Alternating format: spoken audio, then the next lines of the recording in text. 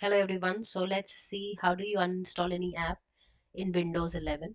So just go to the search bar and write settings. In the settings you will come to this apps option, the fifth one, and go to the install apps option here, and you can click you can check that all the installed apps that you have on your desktop.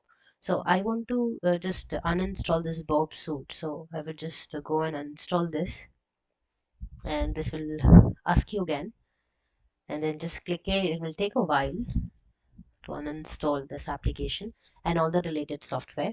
So it is saying that yes, click continue, and yeah, so the installation it was successfully removed for your from your computer.